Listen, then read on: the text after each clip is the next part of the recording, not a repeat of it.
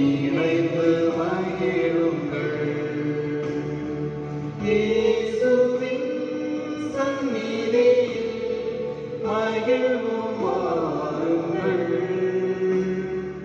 என் தேவனில் என் இயேசுவில் இணைந்து மகிழுங்கள்.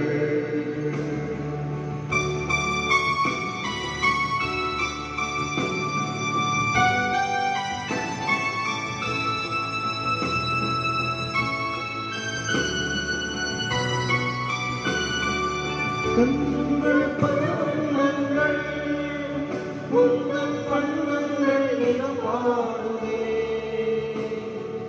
எண்ணங்கள் சங்கீதங்கள் என்றும் என்கின்ற சுபராங்கள். நீ செய்த நன்மைகள் என் வாழ்வின் விடியல்கள் என்றென்றும் நான் பாடுவேன். நீ செய்த நன்மைகள் என் வாழ்வின் விடியல்கள் என்றென்றும் நான் பாடுவேன். இயேசுவின் சந்நிதியில் மகிழ்வோம் வாருங்கள். என் தேவனில் என் இயேசுவில் இணைந்து மகிழுங்கள்.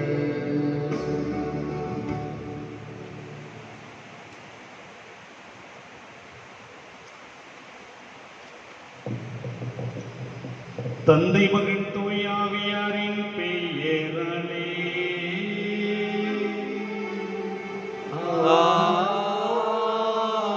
ஆமென். நம் ஆண்டவராகிய இயேசு கிறிஸ்துவின் அருளும் கடவுளின் அன்பும் தூய ஆவியானவரினுடைய நட்புறவும் உங்கள் அனைவரோடும் இருப்பதாக. ஆன்மாவோடும்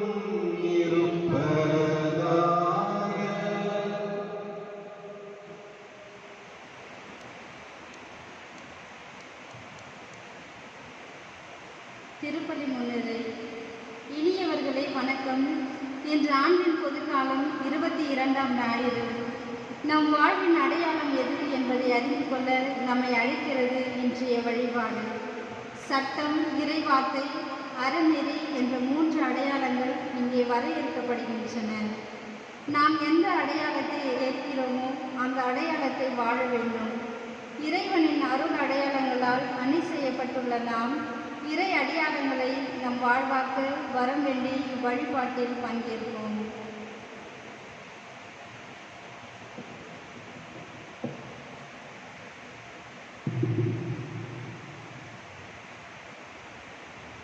இந்த சிந்தனைகளோடு இந்த திருவிருந்திலே நாம் பங்கெடுப்போம். இந்த திருவிருந்திலே தகுதியான முறையிலே பங்கெடுக்க தடையாக இருக்கக்கூடிய குற்றங்கள், குறைகள், பாவங்கள், படைவீனங்கள் இவைகளெல்லாம் நினைவு கூர்ந்து இறை தந்தையிடத்திலே நாம் இப்பொழுது மன்னிப்பு இறங்குவோம்.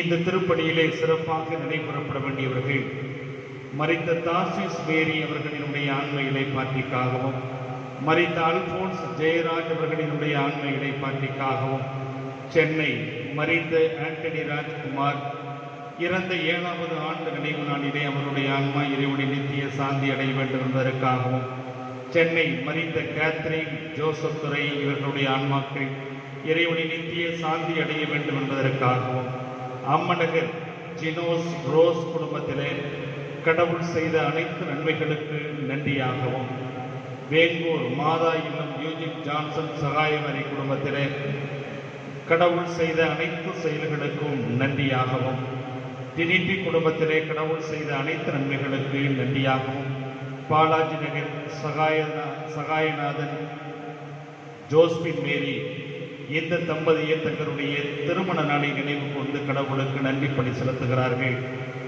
கடந்த பல ஆண்டுகளாக இந்த தம்பதியரை கடவுள் நிறைவாக ஆசீர்வதித்ததைப் போல இனி வருகின்ற ஆண்டுகளிலும் இவர்களை நிறைவாக ஆசீர்வதிக்கவும், நீடிய ஆயுளை பெறவும், குடும்பத்திலே ஒற்றுமை சமாதானம் உள்ளவும் வேண்டுதல் பலியாகவும் இந்த திருப்பலியானது ஒப்புக் கொடுக்கப்படுகிறது.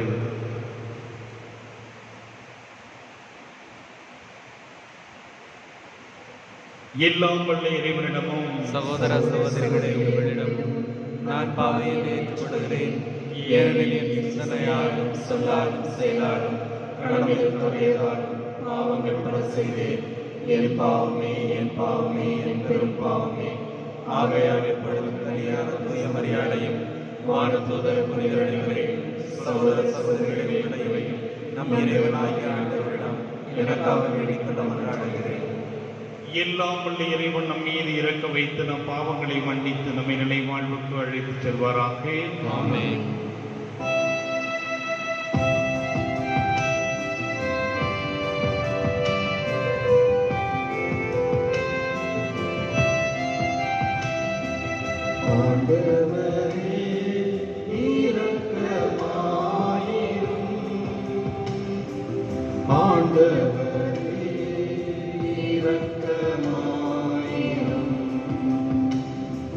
கிறிஸ்துவே இரக்கமாயிரும். கிறிஸ்துவே இரக்கமாயிரும். ஆண்டவரே இரக்கமாயிரும். ஆண்டவரே இரக்கமாயிரும்.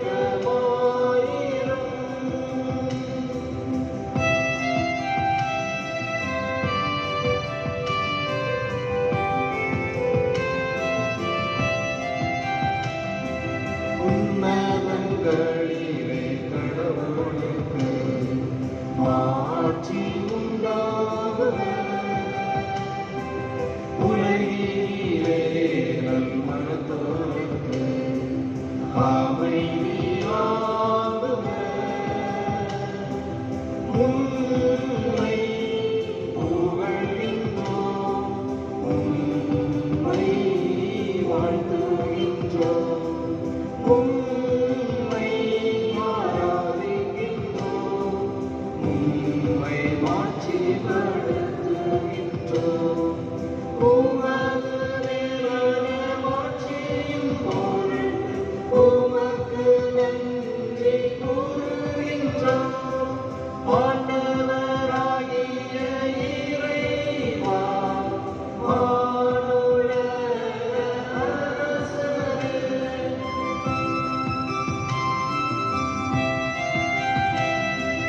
எல்லாம் வல்ல தந்தையாகிய இறைவா, ஒரே மகனாய் உதித்த ஆண்டவரே இயேசு கிறிஸ்துவே, ஆண்டவராகிய இறைவா, இறைவனின் செம்மறியே, தந்தையின் திருமகனே, உலகின் பாவங்களை போக்குபவரே, எங்கள் மேல் இரக்கமாயிரும்.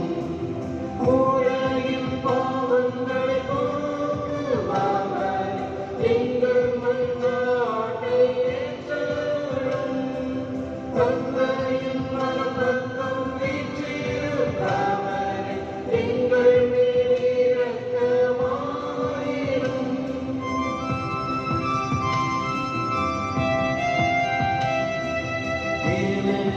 இயேசு கிறிஸ்துவே, நீர் ஒருவரே தூயவர், நீர் ஒருவரே ஆண்டவர், நீர் ஒருவரே உன்னதர், தூய ஆவியாரோடு தந்தை மையாகிய இறைவனின் ஆட்சியில் இருப்பவர் நீரே. ஆமென். ஆமென்.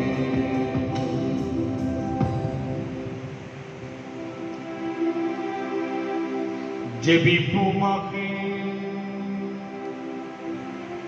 ஆற்றல் வாய்ந்த இறைவா, சிறந்தவை அனைத்தும் நிறைந்தவரே, உம் மீது நாங்கள் உள்ளார்ந்த அன்பு கொள்ள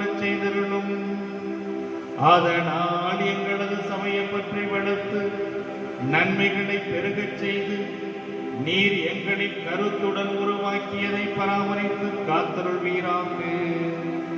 உம்மோடு பரிசுத்த ஆவியின் ஐக்கியத்தில் இறைவனாய் என்றென்றும் வாழ்ந்து ஆட்சி செய்கின்றவரும் எங்கள் ஆண்டவருமாகிய இயேசு கிறிஸ்து வழியாக உம்மை மன்றாடுகின்றோம்.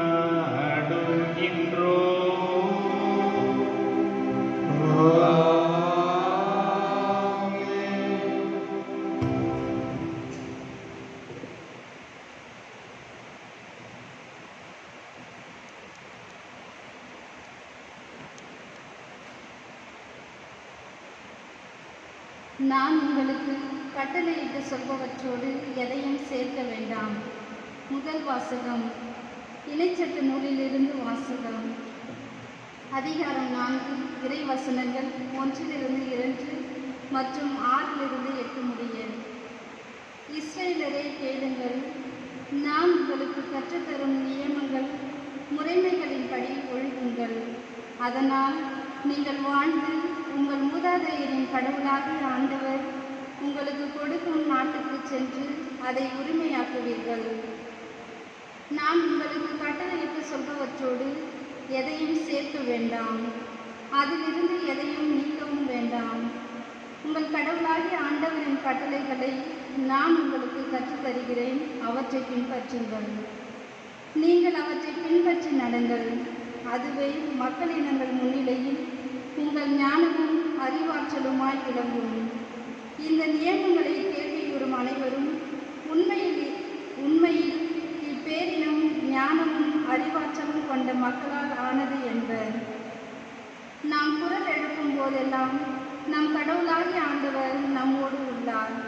அவரைப் போல் மக்களுக்கு மிகவும் நெருங்கிய கடவுளை கொண்ட வேறு பேரினம் ஏதாகிலும் உண்டா? நான் இன்று நேர்மை மீட்பு சட்டங்களை உங்களுக்கு தந்துள்ளேன். இவற்றை போன்ற நியமங்களையும் முறைமைகளையும் கொண்ட வேறு பேரினம் ஏதையாகிலும் உண்டோ? ஆண்டவர் வழங்கும் அருள்வாக்கு. இறைவனுக்கு நன்றி.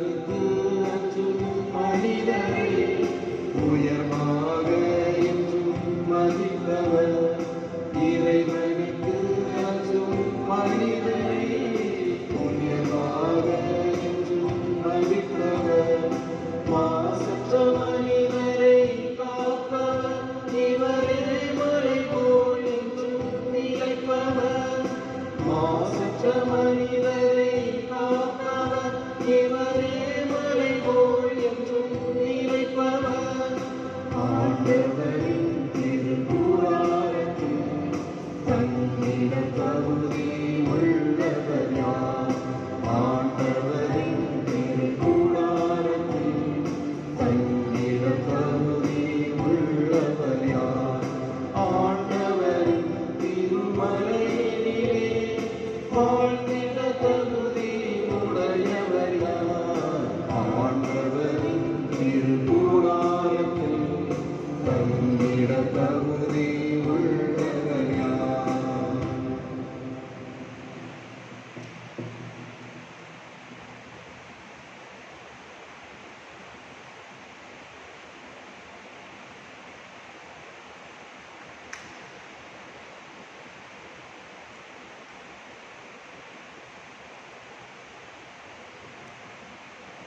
இறை வார்த்தையின்படி நடக்கிறவர்களாய் இருங்கள். திருத்தூதர் யாக்கோபு எழுதிய திருமுகத்திலிருந்து 2ஆம் வாசகம். அதிகாரம் 1. இறை வார்த்தைகள் 17, 18, மீண்டும் 21, 22, மீண்டும் 27. சகோதர சகோதரிகளே, நல்ல கொடைகள் அனைத்தும் நிறைவான வரமெல்லாம் ஒளியின் பிறப்பிடமான விண்ணக தந்தையிடமிருந்தே வருகின்றன. அவரிடம் எவ்வகையான மாற்றமும் இல்லை. அவர் மாறிக்கொண்டிருக்கும் நிழல் அல்ல. தம் படைப்புகளுள் நாம் முதற்கணிகளாகும்படி உண்மையை அறிவிக்கும் வார்த்தையால் நம்மை ஈன்றெடுக்க அவர் விரும்பினார். உங்கள் உள்ளத்தில் ஊற்றப்பட்ட வார்த்தையை பணிவோடு ஏற்றுக்கொள்ளுங்கள். அதுவே உங்களை மீட்க வல்லது. இவ்வார்த்தையை கேட்கிறவர்களாக மட்டும் இருந்து உங்களை ஏமாற்றிக் கொள்ள வேண்டாம். அதன்படி நடக்கிறவர்களாயும் இருங்கள். தந்தையாம் கடவுளின் பார்வையில் தூய்மையானதும் மாசற்றதுமான சமய வாழ்வு எதுவெனில் துன்புறும் அனாதைகளையும் கைம்பெண்களையும் கவனித்தலும் உலகத்தால் கரைபடாதபடி தம்மை காத்துக்கொள்வதும் ஆகும். ஆண்டவர் வணங்கும் அருள்வாக்கு. இறைவனுக்கு நன்றி.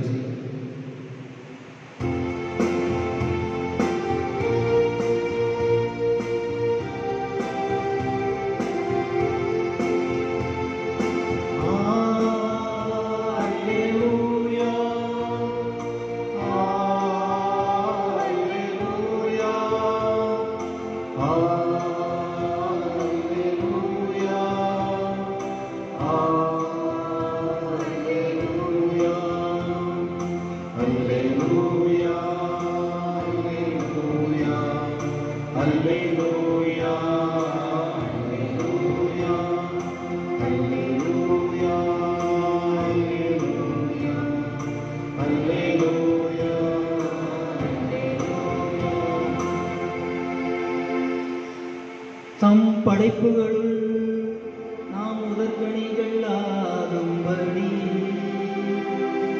உண்மையை அறிவிக்கும் வார்த்தையால் நம்மை ஈன்றெடுக்க அவர் விரும்பினார். அல்லேலூயா,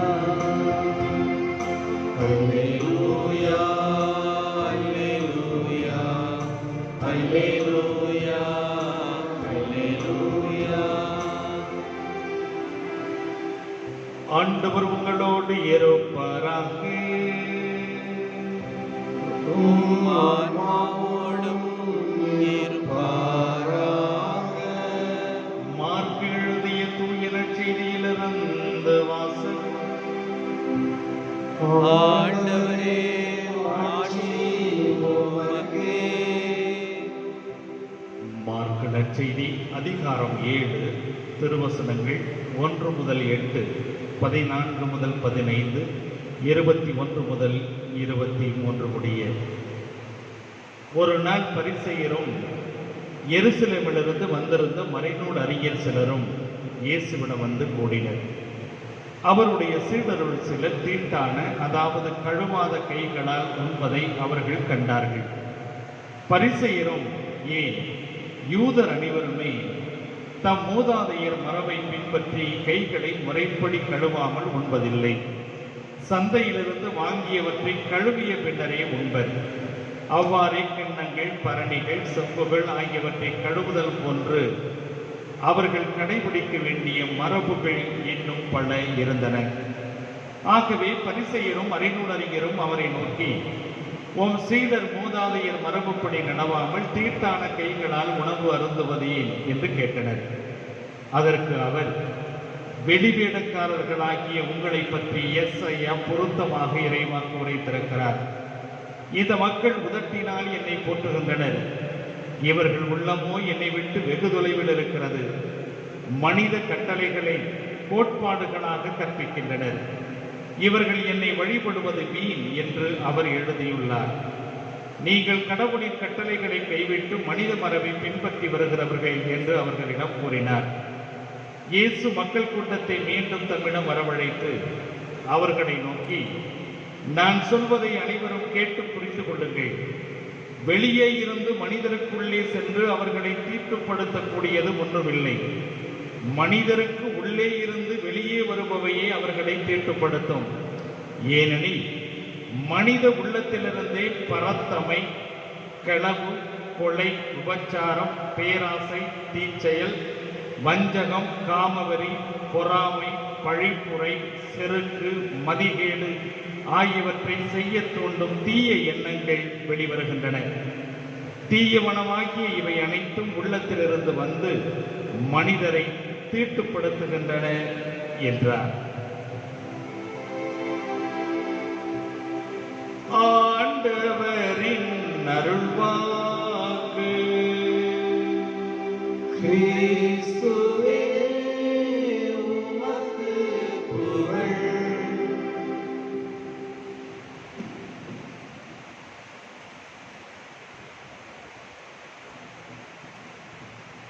கிறிஸ்து இயேசுவில் அன்புமிக்க அருமையான சகோதர சகோதரிகளே,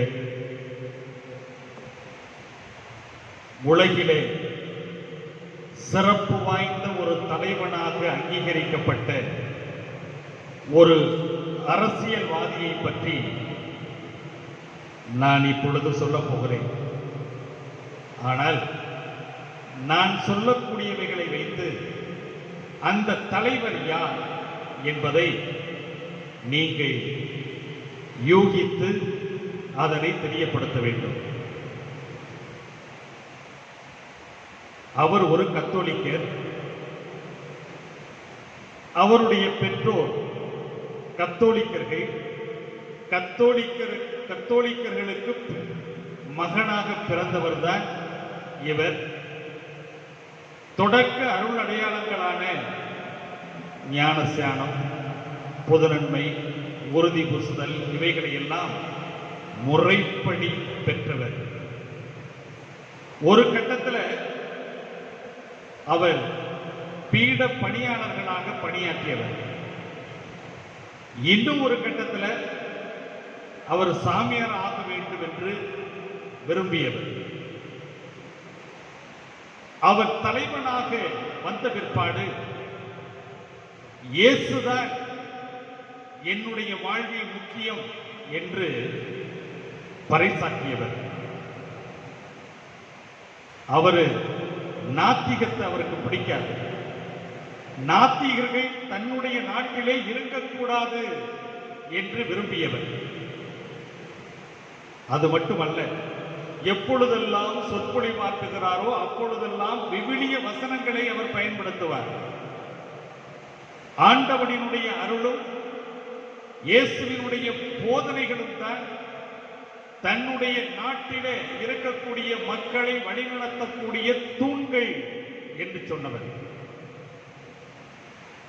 கத்தோலிக்க வார பத்திரிகைகளிலே பக்தி கதைகளை எழுதி அனுப்பியவர். அது மட்டுமல்ல, அவர் தன்னுடைய வாழ்வினுடைய செயல்பாடுகள் அனைத்திற்கும் தான் வைத்திருக்கக்கூடிய இந்த பழைய விவிலிய கருத்துக்களே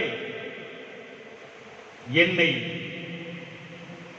உத்வேகத்தோடு பணி செய்ய தூண்டுகின்றன என்று சொன்னவர். அவர் யாருன்னு யாராவது சொல்ல முடியுமா? யார் சகாயம் இல்லை. அதாவது கிட்டத்தட்ட 5 கோடி மக்களினுடைய இறப்பிற்கு காரணமானவரும் 2ஆம் உலகப் போரினுடைய சூத்திரதாரியாக இருந்தவருமான அடால்ஃப் ஹிட்லர்.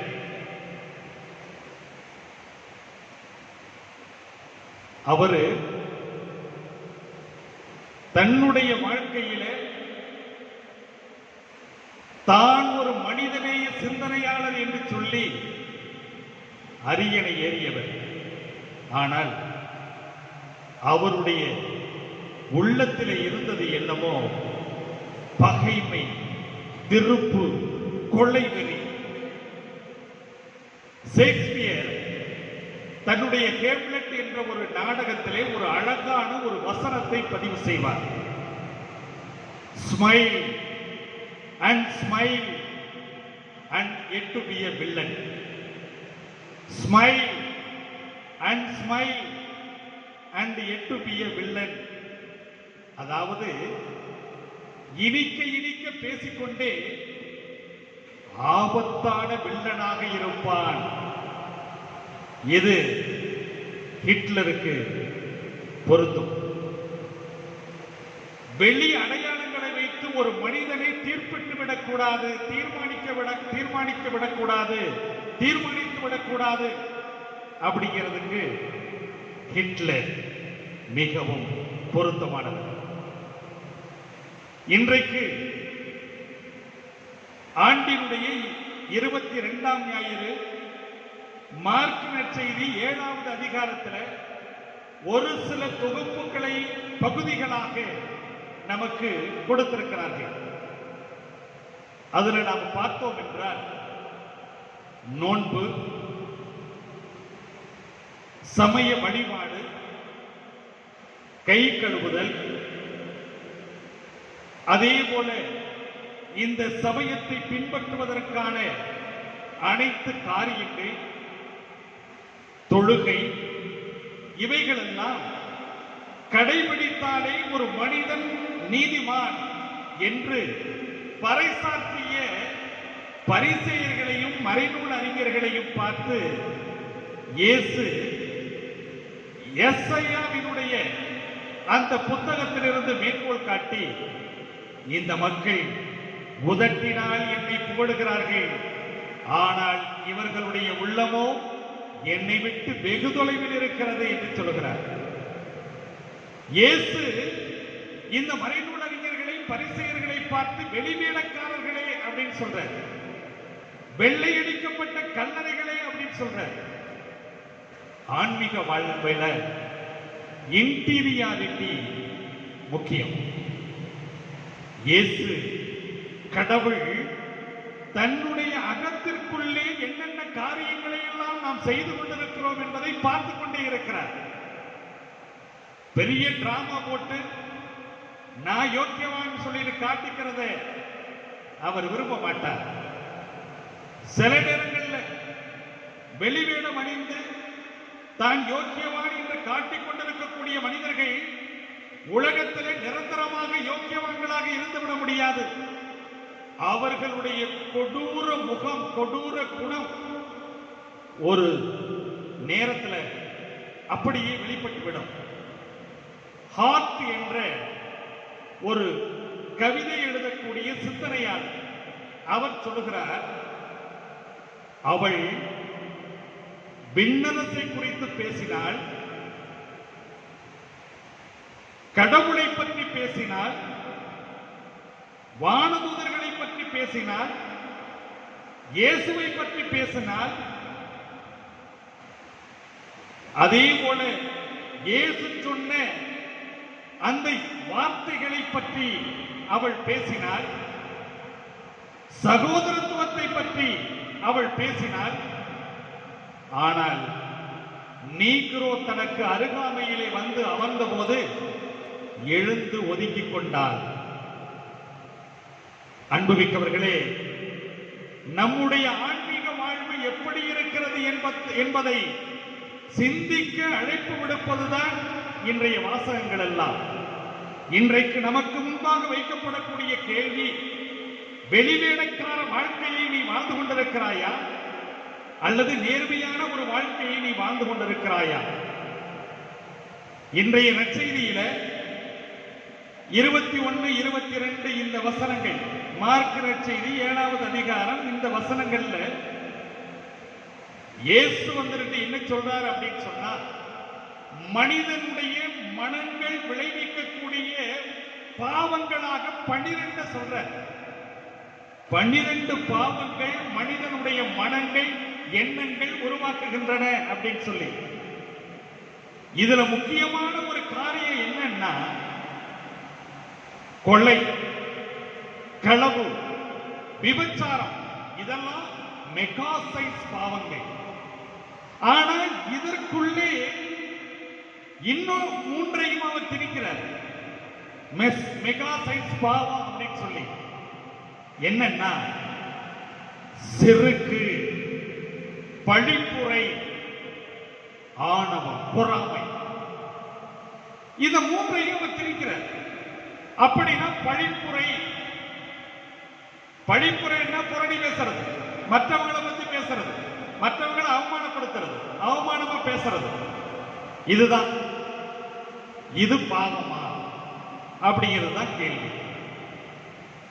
2 பேர் சேர்த்துட்டா 3வது மனுஷனை பத்தி கழுவி கழுவி கழுவி கழுவி ஊத்துறது நம்முடைய வாடிக்கை. அதனாலதான் இயேசு இது முற்றிலும் உகந்த பாவச் செயல் அப்படின்னு சொல்ற. இது ஒரு பாவச் செயல்.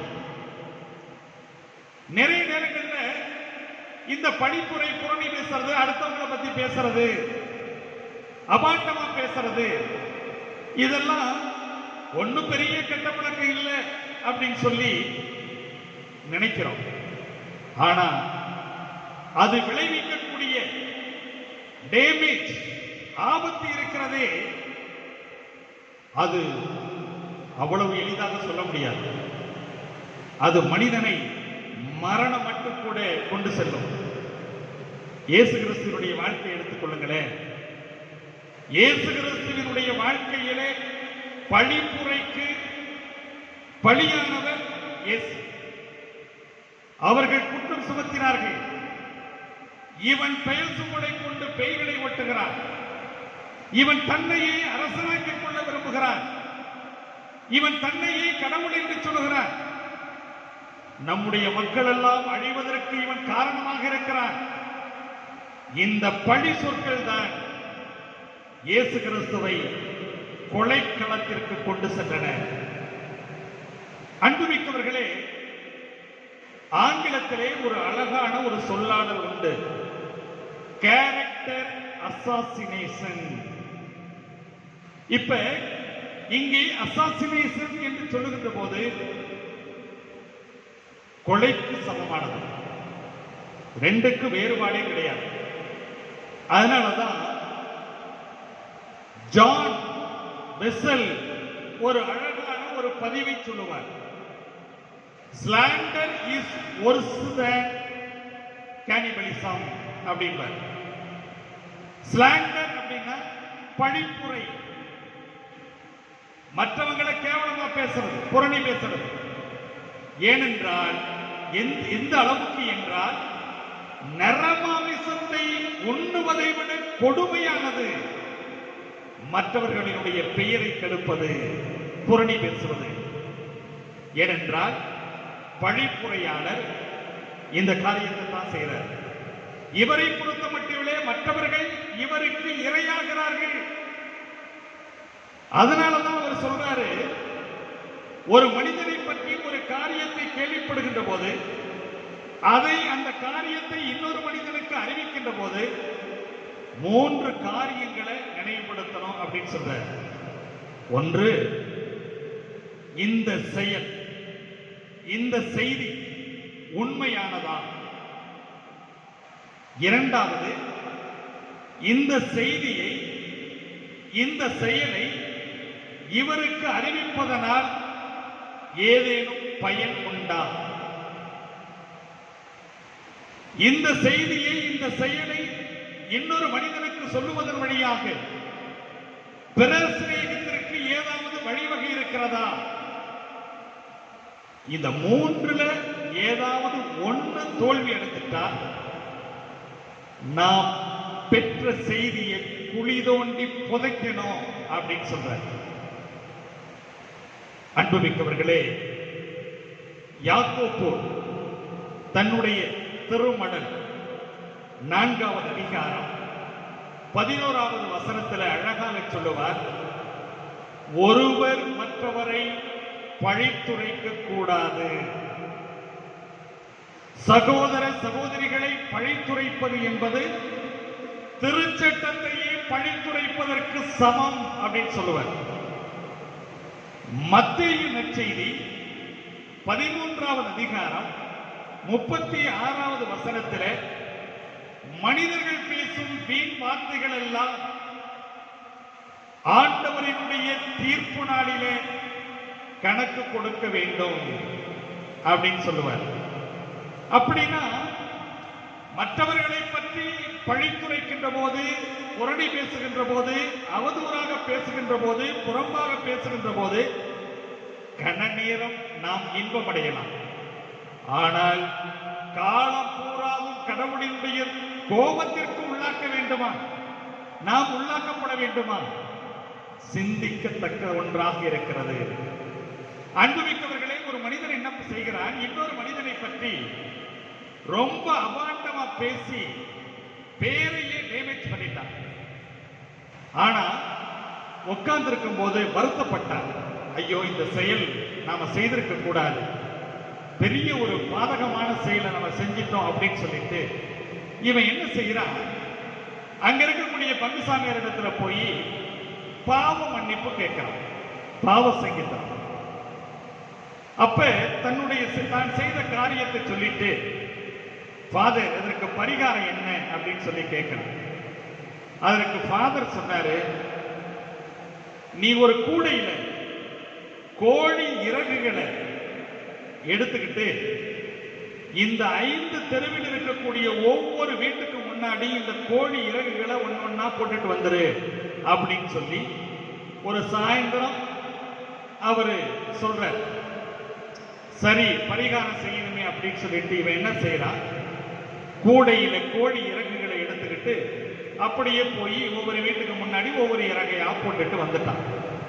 அடுத்த நாள் காலையில 9 மணிக்கு பங்குசாமியார்ட்ட போயிட்டு, ஃபாதர் நீங்க சொன்னதெல்லாம் நான் செஞ்சுட்டேன், ரொம்ப நன்றி ஃபாதர் அப்படின்னு சொல்லி அவன் சொல்றான். அப்ப உடனே அவர் சொல்றாரு, பரிகாரம் இன்னும் முடியல, நீ என்ன பண்ணணும்னா நீ திரும்பவும் போய் எந்தெந்த இடத்திலெல்லாம் கோழி இறகுகளை போட்டியோ அவைகளை எல்லாம் ஒவ்வொன்றாக எடுத்து பொறுக்கி கூடையில கொண்டுட்டு வா அப்படின்னு சொல்றாரு. ஃபாதர், இது என்ன நடக்கிற காரியமா? ராத்திரி பூரா அடிச்ச காத்துக்கு அந்த கோழி இறகுகள்லாம் எங்கெங்க போயிருக்கும் தெரியாது, இதை நீங்க ஒண்ணு விடாம பொறுக்கிட்டு வாங்கன்னு சொல்றீங்களே, இது நடக்காத காரியம் ஃபாதர். அப்பதான் இந்த ஃபாதர் சொன்னாரு, மனிதனுடைய வார்த்தைகளும் இப்படித்தான். கொட்டிய வார்த்தைகளை திரும்பவும் நாம் அள்ள முடியாது. இறைத்த வார்த்தைகளை ஒரு நாளும் அதை திரும்ப பெற முடியாது. வார்த்தைகளை கவனமாக பேச வேண்டும் அப்படின்னு சொன்னார். அதனாலதான் என்னமோ சண்டை போட்டுக்கும் போது பாத்தீங்கன்னா வார்த்தையை அளந்து பேசு அப்படின்னு சொல்லுவாங்க. உலகத்துல இது மாதிரி ஒரு அறிவுரை புத்திமதி எதுவுமே கிடையாது. அதனால அளந்து பேசுவோம்.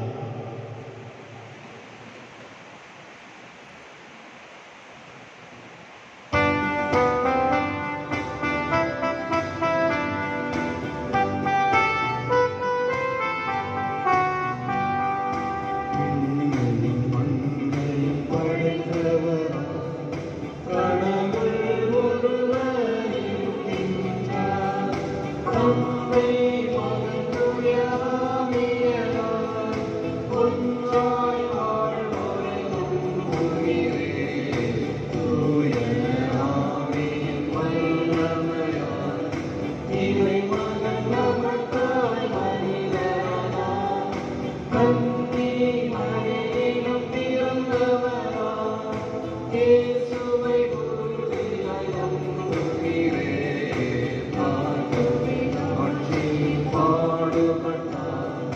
சிலுவையில் இருந்து அடக்கப்பட்டார். மூன்றாம் நாளில் உயிர்த்தெழுந்தார். இறப்பின் மீதே வெற்றி கொண்டார். விண்ணகமாடும் தந்தையிடம் அரியணை கொண்டு இருக்கின்றார். உலகம் முடியும் காலத்திலே நடுவர் திரும்பவும் வந்திடுவார். தூய ஆவியாரை நம்புகிறேன். பாரில் அவர் துணை வேண்டுகிறேன். பாவ மன்னிப்பு தூய்மை பெற்று பரிவார வாழ்வில் நிலைத்திடுவேன். திரு அவை உரைப்பதை நம்புகிறேன். புனிதர்கள் உறவை நம்புகிறேன். உடலின் உயிரை நிலை வாழ்வே உறுதியுடனே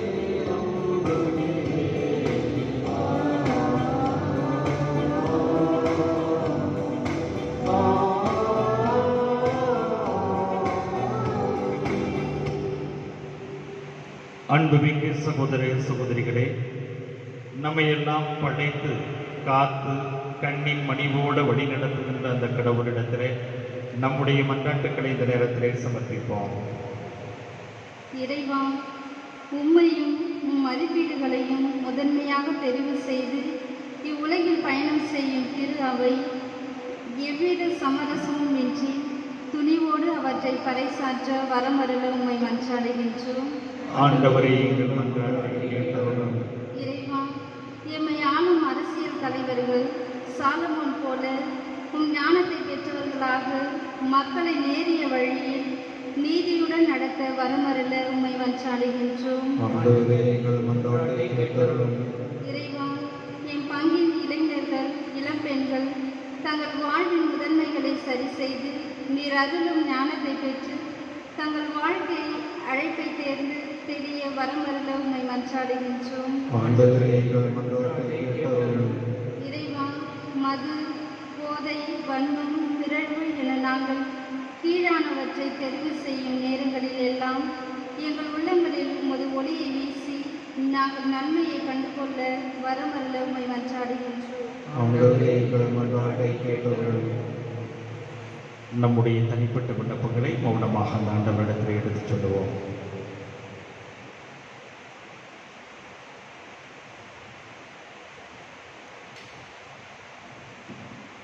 ஜெபிப்போமாக. அன்பு தந்தை இறைவா, இதோ உம்முடைய பிள்ளைகளாகி நாங்கள் அனைவரும் தந்தைக்குரிய பாசத்தோடு உம்மிடத்தில் சமர்ப்பித்திருக்கின்ற இந்த மன்றாட்டுக்களை எல்லாம் கனிவுடன் கண்ணோக்கி இவைகளை பெற்றுத் தர வேண்டும் என்று எங்கள் ஆண்டவரும் திருமகனுமாய் இயேசு கிறிஸ்து வழியாக மன்றாடுகின்றோம். ஆமென்.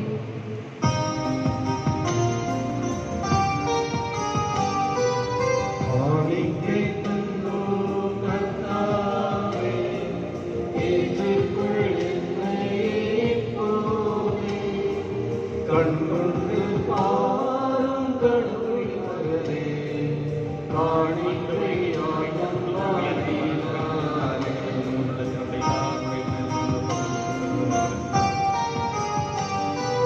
நாங்கள் தந்த காணிக்கை எல்லாம் இரட்சகர் கொடுத்தது. மேலும் சிந்தும் நீர்த்துளி எல்லாம் பூமி கொடுத்தது. காலங்கள் மாறும், கோலங்கள் மாறும். காலங்கள் மாறும், கோலங்கள் மாறும். ஆகாயம் மாறும் கடவுள் மகனே, ஆனாலும் உன்னன்பு மாறாதே. சகோதர சகோதரிகளே, என்னுடையதும் உங்களுடையதுமான இப்படி எல்லாம் வல்ல தந்தையாகிய இறைவனுக்கு ஏற்றதாகும்படி மன்றாடுங்கள். ஆண்டவர் தமது திருப்பேரின் புகழ்ச்சிக்காகவும் ஆட்சிக்காகவும் மன்னவர் நன்மைக்காகவும் உமது திரு அவை அனைத்தினருக்காகவும் உமது கையில் இறைவனை ஏற்றுக்கொள்வாராக. ஆண்டவரே, என்னும் புனிதமான இக்காணிக்கை மீட்பளிக்கும் ஆசியை எங்கள் மீது பொழிவதாக. எவ்வாறு அருளடையாள முறையில் நிகழும் இந்த திருப்பணி உமது ஆற்றலால் நிறைவு பெறுவதாக எங்கள் ஆண்டவராகிய கிறிஸ்து வழியாக உம்மை மன்றாடுகின்றோ.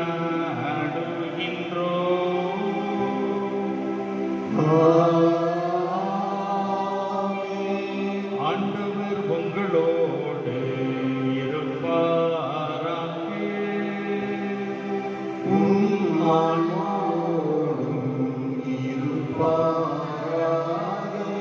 இதயங்களை மேலே எழுப்புங்கள்.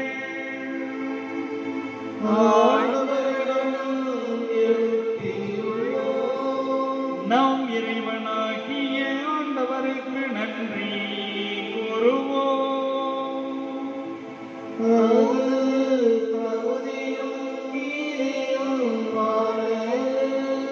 ஆண்டவரே, பரிசுத்த தந்தையே, எல்லாம் வல்ல நித்திய இறைவா, எங்கள் ஆண்டவராகிய கிறிஸ்து வழியாக எந்நாளும் இவ்விடத்திலும் நாங்கள் நமக்கு நன்றி செலுத்துவது மெய்யாகவே தகுதியும் நீதியுமாகும். எங்கள் கடமையும் மீட்புக்குரிய செயலும் ஆகும்.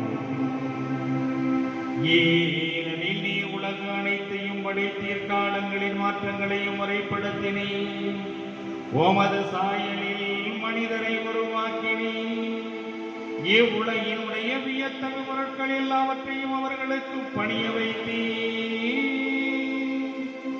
இவ்வாறு அவர்கள் உமது படைப்புகள் அனைத்தின் மீதும் ஓம் 10 நாட்களாய் ஆட்சி செலுத்தவும் ஓம் செயல்களின் மேன்மை கண்டு உம்மை இடையராது புகழ்ந்தேத்தவும் எங்கள் ஆண்டவராகிய கிறிஸ்து வழியாக செய்தருளினீ. ஆகவே நாங்கள் வானதூதர் அனைவரோடும் சேர்ந்து உம்மை புகழ்ந்தேத்தி அக்களித்து ஆர்ப்பரித்து பாடுவதாவது.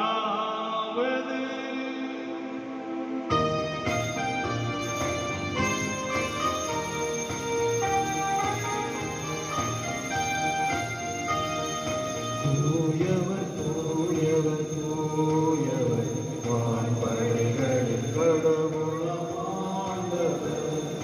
விண்ணகமும் மண்ணகமும் உமது ஆட்சியால் நிறைந்துள்ளன. உன்னதங்களிலே ஓசன்னா, உன்னதங்களிலே ஓசன்னா. ஆண்டவர் பெயரால் வருகிறவர் ஆசீர் பெற்றவர். உன்னதங்களிலே ஓசன்னா, உன்னதங்களிலே ஓசன்னா, உன்னதங்களிலே ஓசன்னா.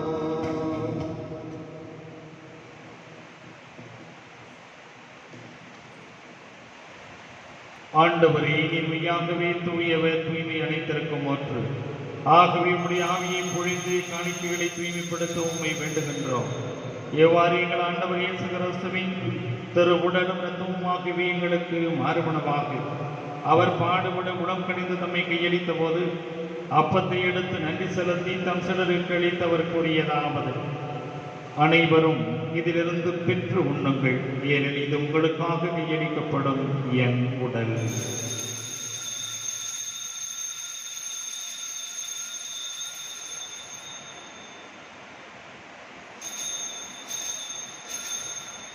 அவ்வண்ணமே இரவு விருந்தை அருந்தியபின் கிண்ணத்தையும் எடுத்து மக்கள் நன்றி செலுத்தி தம் சிலருக்கு அளித்தவர் கூறியதாவது: அனைவரும் இதிலிருந்து பெற்று பருகுங்கள், ஏனெனில் இது புதிய நிலையான உடன்படிக்கைக்குரிய என் ரத்தத்தின் கிண்ணம். இந்த இரத்த பாவ மன்னிப்பு கண்டு உங்களுக்காகவும் பலருக்காகவும் சிந்தப்படும். இதை என் நினைவாக செய்யுங்கள்.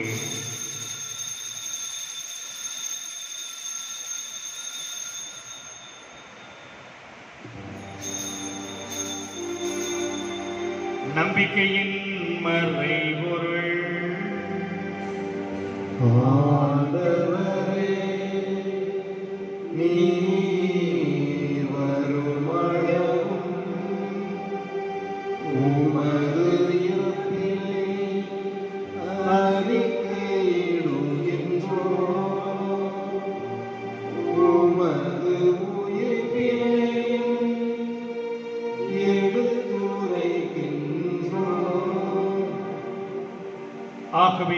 ஆண்டவரே, நாங்கள் கிறிஸ்துவினுடைய இறப்பினையும் உயிர்ப்பினையும் நினைவு கூர்ந்து வாழ்வு தருகின்ற அப்பத்தையும் மீட்பளிக்கக்கூடிய கிண்ணத்தையும் ஒப்புக் கொடுக்கின்றோம். ஓம் திருமணம் என்று மக்கு மொழியும் புரிய தகுந்தவர்கள் எங்களை ஏற்றுக்கொண்டு நினைவு உமக்கு நன்றி செலுத்துகின்றோம். மேலும் கிறிஸ்துவின் உடலிலும் இரத்தத்திலும் பங்கு கொள்ளும் எங்களை தூய ஆவியார் ஒன்று சேர்க்க வேண்டும் என உம்மை தாழ்மையுடன் மன்றாடுகின்றோம். ஆண்டவரே, உலகெங்கும் பரவி இருக்கும் அது திரு அவையை நினைவு கூர்ந்தருளும். எங்கள் திருத்தந்தை பிரான்சிஸ், எங்களுடைய மறைமாவட்ட ஆயர் ஆரோக்கியராஜ், எல்லா திருநிலையினராகிய அனைவரோடும் உமது திரு அவை அன்பில் நிறைவேறச் செய்தருளும். மேலும் உயிர்த்தலும் இதனோக்குடன் பெயர் கொள்கின்ற எங்கள் சகோதர சகோதரிகளையும் இறந்தோர் அனைவரையும் இரக்கத்துடன் நினைவு கொண்டு உமது திருமுக ஒளியில் உள்ளேற்றருளும். எங்கள் அனைவர் மீதும் இரக்கமாயிரும். கடவுளின் கன்னித்தாயான புனித மரியா, அவருடைய அன்பு கணவரான புனித யோசேப்பு, புனித திருத்தூதர்கள், எவ்வுலகில் உமக்கு வந்தவராய் இருந்தவராகிய புனிதர் அனைவருடனும் நாங்கள் நினைவாழ்வில் பங்கு கொள்ளும் தகுதி பெற்று உம் திருமகன் இயேசு கிறிஸ்து வழியாகவே புகழ்ந்தேத்தும் வரமுறையை கொண்டாடுகின்றோம். இவர் வழியாக இவரோடு இவரே எல்லாம் வல்ல இறைவனாகிய தந்தையே, தூயாவியாரின் ஒன்றிப்பில் எல்லா புகழும் மாற்றியும் என்றென்றும் உமக்கு உரியதே.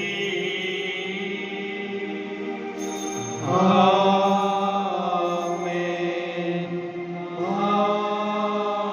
ஆமென். ஆமென். மீட்பரின் கட்டளையால் கற்பிக்கப்பட்டு இறை படிப்பினையால் பயிற்சி பெற்ற நாம் துணைந்து பாடுவோம்.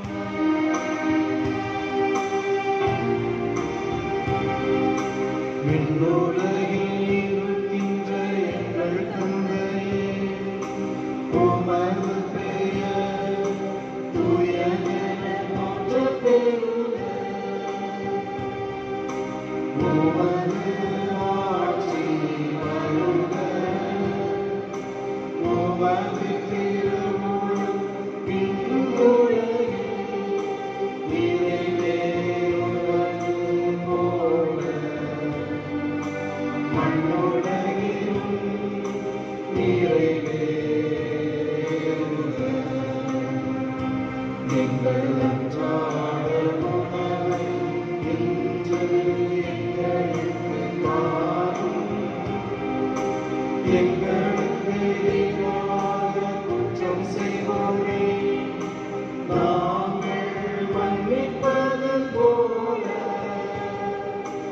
எங்கள் குற்றங்களை மன்னியும். எங்களை சோதனைக்கு உட்படுத்தாதேயும். தீமையிலிருந்து எங்களை விடுவித்தருளும். ஆண்டவரே, தீமை அனைத்திலும் மறந்து எங்களை எல்லாம் விடுவித்து எங்கள் வாழ்நாளில் அமைதியை கனிவுணர்வை மன்றாடுகின்றோம். உமது இரக்கத்தின் உதவியால் நாங்கள் பாவத்திலிருந்து எப்போதும் விடுதலை பெற்று யாதொரு கலக்கமும் இன்றி நலமாயிருப்போமாக. நாங்கள் இதை நோக்கி இருக்கக்கூடிய பேரின்பத்திற்காகவும் எம் மீட்பராகிய இயேசு கிறிஸ்துவினுடைய வருகைக்காகவும் காத்திருக்கின்றோம். ஏனெனில் ஆட்சியும் வல்லமையும் மாட்சியும் என்றென்றும் உமதே. ஆண்டவரே இயேசு கிறிஸ்துவே, அமைதியை உங்களுக்கு விட்டுச் செல்கிறேன், என் அமைதியை உங்களுக்கு அளிக்கின்றேனும் திருத்தூதர்களுக்கு மொழிந்தீரே. எங்கள் பாவங்களை பாராமல் உமது திரு அவையின் நம்பிக்கையை கண்ணோக்கி உமது திருவுளத்திற்கு ஏற்பதற்கு அமைதியை ஒற்றுமையையும் அளித்தருள்வீராக. என்றென்றும் வாழ்ந்து ஆட்சி செய்கின்றவர் நீரே.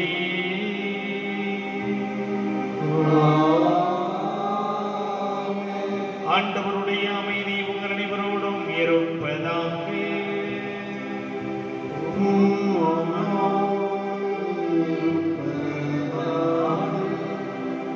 ஒருவருக்கொருவர் உறவின் வாழ்த்தை அறிவித்துக் கொள்வோம்.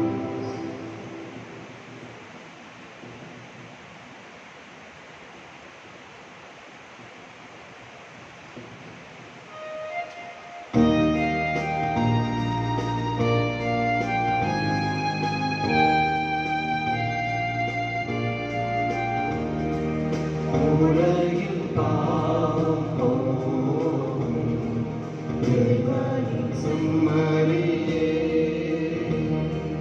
என்மேல் இரக்கம் வையும். உலகில் பாவம் போகும் இறைவனின் செம்மறியே, என்மேல் இரக்கம் வையும். உலகில் பாவம் போக்கும் இறைவனின் செம்மறியே,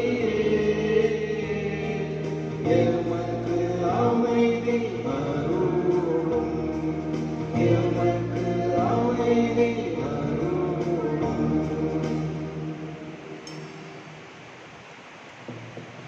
இதோ இறைவனின் செம்மறி, இது உலகின் பாவங்களை போக்குகின்றவர். இந்த செம்மறியின் விருந்துக்கு அழைக்கப் பெற்றோர் பேறு பெற்றோர்.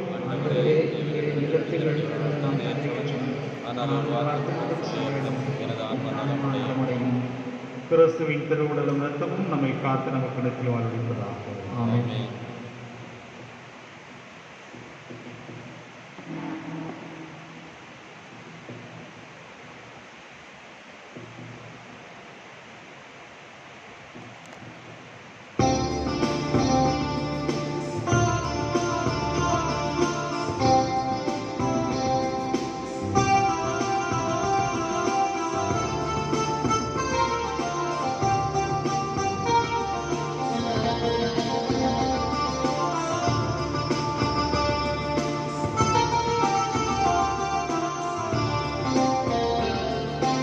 உறவாகவா, என் துணையாகவா, என் மனவாணியே, என் சொந்தமாகவா. உணவாகவா, என் துணையாகவா, என் மனவாணியே, என் சொந்தமாகவா. உணவாகவா,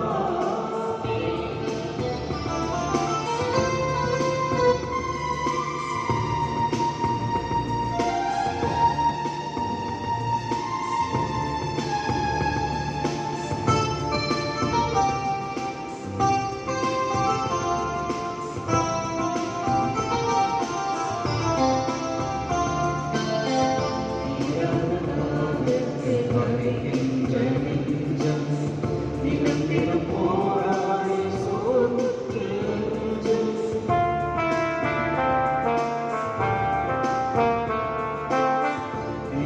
விரதராகத்தில் தவிக்கின்ற நெஞ்சம் தினம் தினம் போராடி சோர்வுற்றஞ்சும். தாகம் கொண்டோர்களே, சுமை சுமந்தோர்களே, தாகம் கொண்டோர்களே, சுமை சுமந்தோர்களே, கை தூக்கி களைப்பாற்றும் என் இயேசுவே, அன்பால் கை தூக்கி களைப்பாற்றும் என் இயேசுவே. உணவாகவா, உணவாகவா, என் துணையாகவா, என் மனமானிலே, என் சொந்தமாகவா. உணவாகவா,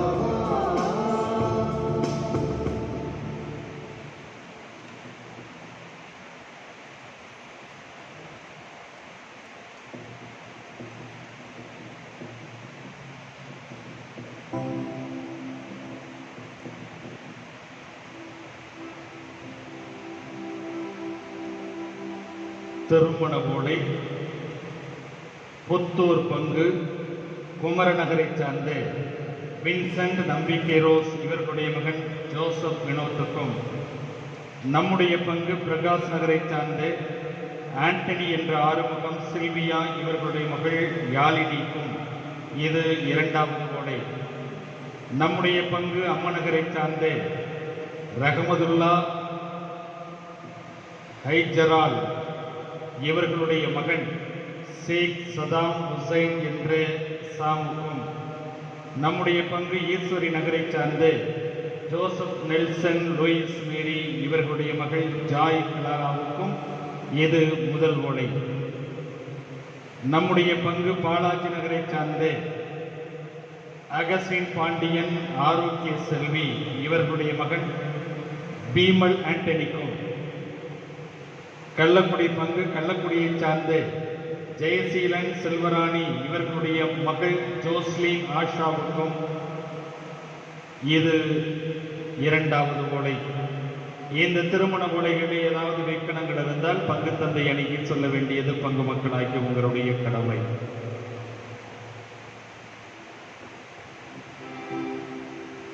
ஜெபிப்போமாக.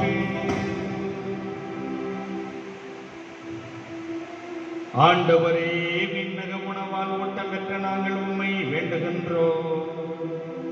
அதனால் இந்த அன்பினுடைய உணவு எங்கள் இதயங்களை உறுதிப்படுத்தி எங்களுடைய சகோதர சகோதரிகளில் உமக்கு பணிபுரிய எங்களை தூண்டி எழுப்புவதாக எங்கள் ஆண்டவராகிய கிறிஸ்து வழியாக உம்மை மன்றாடுகின்றோம்.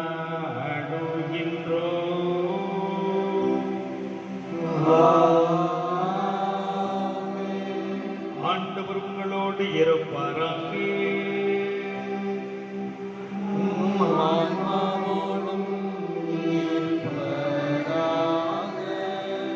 இறைவனின் சிறப்பு ஆசீர் பெற தலைவணங்கி மன்றாடுவோம். ஆறுதல் அனைத்தின் இறைவன் உங்கள் வாழ்நாட்களை தமது அமைதியில் செம்மையுறச் செய்து தமது ஆசையின் கொடைகளை உங்களுக்கு வழங்குவாராக.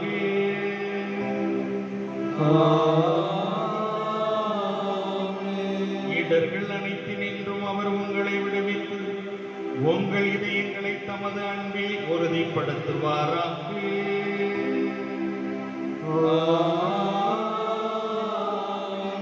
அமைதி, அன்பு ஆகியவற்றினுடைய வழியை அவர் உங்களுக்கு காட்டி தம்மை நோக்கி நீங்கள் வரச் செய்வாராக.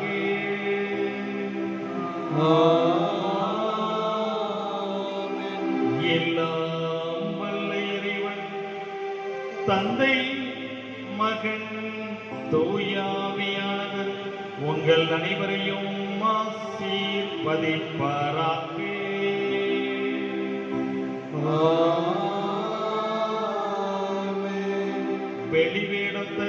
வெளிவேடத்தை நீக்கி அளந்து பேசி வாழ சென்று வாருங்கள்.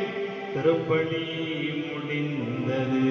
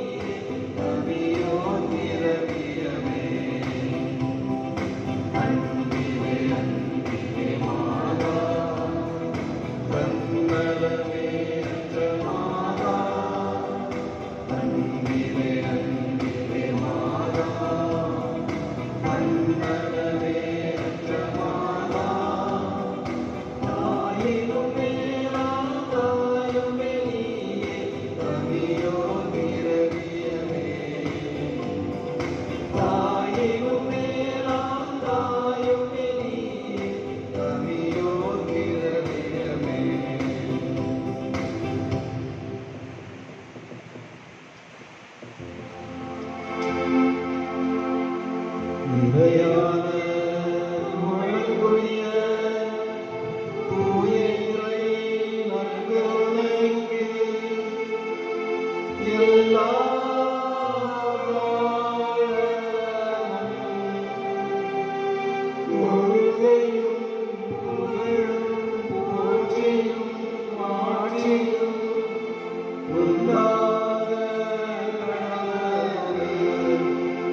தந்தை மகன் தூயாவின் பெயராலே ஆமென்.